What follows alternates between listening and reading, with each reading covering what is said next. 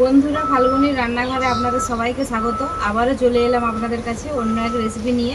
তো আজকে আমি মৌরলা মাছ নিয়ে এসেছি। এই মৌরলা মাছেরই বেশি সাথে সহজ পদ্ধতিতে ভাপা বানাবো। তো কীভাবে বানাবো আপনারা ভিডিওটা প্রথম থেকে শেষ অবধি পুরো দেখতে থাকুন আর আমার সাথে থাকুন। তো আমি এখানে মৌরলা মাছ নিয়ে নিয়েছি আর খুব ভালো করে আমি ধুয়ে পরিষ্কার করে নিয়েছি। এটা এখন আমি মশলা দিয়ে ম্যারিনেট করে নেব। তো কী কী দিয়ে ম্যারিনেট করবো আপনারা দেখে নিন। পেঁয়াজ কুচি, পেঁয়াজের পরিমাণটা কিন্তু আমি একটু বেশি দেব এই রেসিপিটাতে। আর দেব কয়েকটা কাঁচা লঙ্কা চেরা, একটা টমেটো কুচি, সর্ষে বাটা, জিরে গুঁড়ো, হলুদ গুঁড়ো, শুকনো লঙ্কার গুঁড়ো, পরিমাণ মতো লবণ, সর্ষের তেল। খুব ভালো করে একসাথে আমি মাখিয়ে নেব।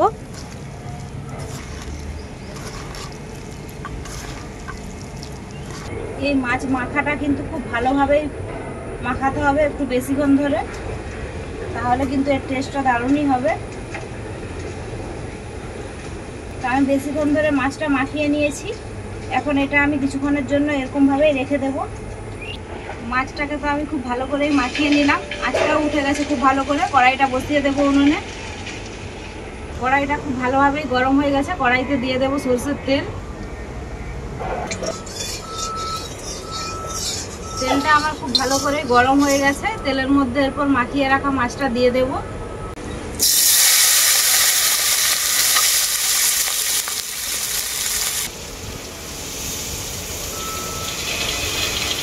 এই মশলা মাখিয়ে রাখা মৌরলা মাছটাকে আমি কিছুক্ষণ ধরে নাড়াচাড়া করে নেব ভালো করে।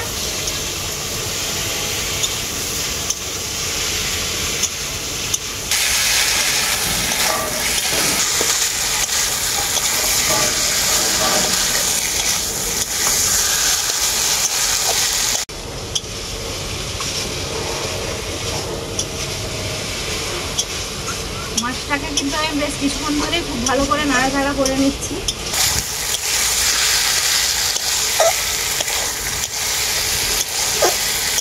মাছটাকে আমি খুব ভালো করেই বেশিক্ষণ ধরে নাড়াচাড়া করে নিয়েছি। এরপর এর মধ্যে দিয়ে দেব জল।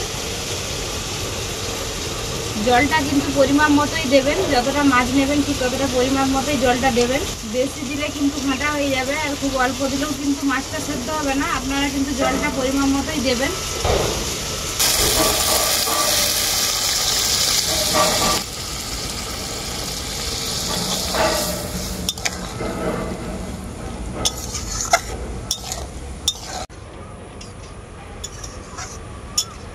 এরপর মাছটা আমি ঢাকা দিয়ে খুব ভালো করে ভাপা করে নেব। কিছুক্ষণ হয়েছে, কতটা কি হয়েছে আপনাদেরকে খুলে দেখাচ্ছি।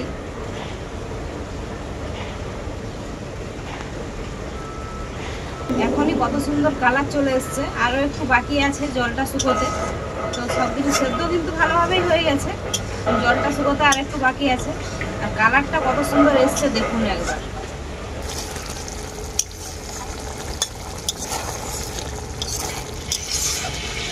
যেহেতু সব কিছু সেদ্ধ হয়ে গেছে, জলটা একটু শুকোতেই বাকি আছে, তাই আর ঢাকা দেব না। এমনিতেই ঝোলটা খুব ভালো করে ফুটিয়ে নেব। তো মৌরলা মাছের ঝোলটা একদমই শুকিয়ে গেছে আর মাছের রেসিপিটাও পুরোপুরিভাবে রেডি হয়ে গেছে। এখন আমি নামিয়ে নেব।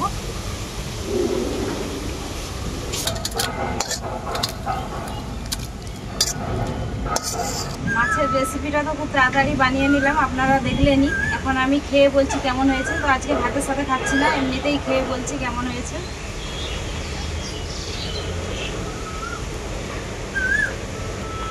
রান্নাটা তো একদমই ফাটাফাটি হয়েছে। বোঝাই যাচ্ছে না যে মাছটা কাঁচা এইভাবে রান্না করেছি। তো এতটাই স্বাদ হয়েছে, ভেজে যেভাবে রান্না করা যায় তার থেকেও কিন্তু এই রান্নাটা বেশি স্বাদ হয়েছে। এরকমভাবে মৌরলা মাছকে রান্না করলে এক থালা ভাত খাওয়া হয়ে যাবে, বোঝাই যাবে না। তো বন্ধুরা, আপনারা দেখলেনই তো আমি কীভাবে বানালাম। আপনারাও এইভাবে বাড়িতে বানাবেন, বানিয়ে খেয়ে আমাকে কমেন্ট করে জানাবেন রেসিপিটা কেমন হয়েছে। ভিডিও ভালো লাগলে লাইক, শেয়ার, সাবস্ক্রাইব অবশ্যই করে দেবেন। প্রত্যেক দিনের মতো আজকেও বলছি, আপনারা ভালো থাকবেন, সুস্থ থাকবেন, নিজেদের খেয়াল রাখবেন।